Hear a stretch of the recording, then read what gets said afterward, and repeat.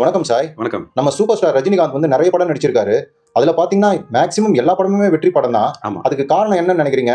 அதாவது என்னுடைய ஆய்வுல வந்து மேன் இன் த ஹோல் அப்படின்னு சொல்லிட்டு ஒரு கதை வடிவமைப்பு இருக்கு.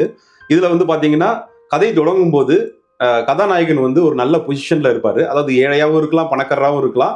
ஆனா அவருக்கு எந்த விதமான ஒரு தொந்தரவு இருக்காது.